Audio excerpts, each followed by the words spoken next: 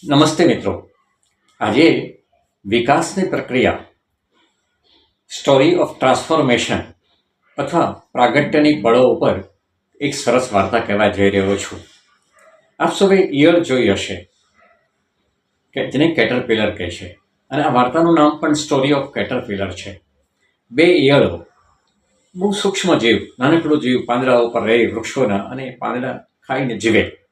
એમાંથી બંનેને એક બહુ મોટો વિચાર આવ્યો કે આપણે આગળ કેમ ના આવી શકીએ, આપણે કેમ ઉપર ઊંચા વૃક્ષો ઉપર ન ચડી શકીએ, આપણે કેમ ઉડી ન શકીએ, આપણે કેમ વિકાસ ન કરી શકીએ, આપણને ભગવાને આવા કેમ આપ્યા હશે. એટલે બંને જણાએ લક્ષ્યો નક્કી કર્યા, ઈચ્છાઓ વ્યક્ત કરી, અને બંને જણાએ પ્રયત્નો પણ કર્યા પૂરી પેશનથી. પણ પહેલો જે મેલ ઈયળ છે ને, એ એક ઊંચા થાંભલા ઉપર ખૂબ મહેનત કરીને ટોચ ઉપર પહોંચવા માટેના પ્રયત્નો આદરે છે, ખૂબ મહેનત કરે છે. રસ્તામાં ખૂબ વિઘ્નો નડે છે, બીજા કેટલાય સ્પર્ધકો એને નડે છે, ને કેટલાય માથે પગ દઈને નીકળી જાય છે. તો એને જુદી જુદી રીતે હેરાન કરે છે, પણ એ સતત પ્રયત્નો કરીને થાંભલા ઉપર ચડતો જ રહે છે, અને ખૂબ લાંબા પ્રયત્નો પછી એ ઊંચા સ્થાને પહોંચી જાય છે, અને એક જબરજસ્ત કેબિનમાં ખૂબ મોટું પદ લઈને ત્યાં બેસે છે, અને સફળતા મળે છે. બીજી બાજુ પેલી જે મેલ ફિમેલ છે, એટલે મેલ ઈયળ છે, એ મેલ ઈયળ ઉપર ચડવાના પ્રયત્નો નથી કરતી. એને પણ ઈચ્છાઓ છે, ઉડવાની ઈચ્છા છે, પણ એ પોતાના વિચારો, પોતાના કલ્પનાઓ, પોતાની ઈચ્છાઓ અને પોતાના સપનાઓ લઈને એક નાનકડો ઓશેટો બનાવીને બેસી જાય છે. પોતાનામાંથી જ ઊભું કરેલું એક નાનકડી દુનિયામાં એ મગ્ન થઈ જાય છે, વિચારમગ્ન થાય છે, ધ્યાનમગ્ન થાય છે, અને પોતાના મનની અંદર ઉતરી જાય છે કે ભાઈ, મને કેમ વિકાસ ન થાય, મારો કેમ વિકાસ ન થાય, હું કેમ ઉડી ન શકું, ભગવાન મને હવે કેમ બનાવી છે.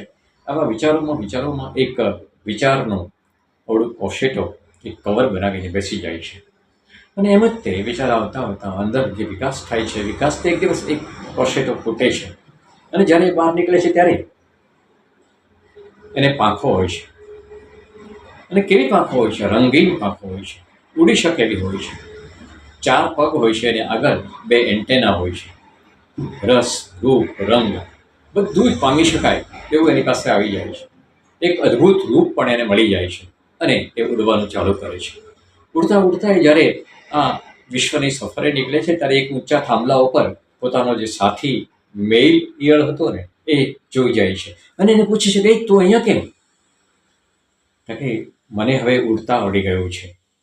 તો કે કઈ રીતે? તો મેં મારી જાતમાં જ અંદર સંશોધન કર્યું, મંથન કર્યું. આ જે પ્રાગટ્યની પળો છે ને, એ અંદર પડી છે, અને એ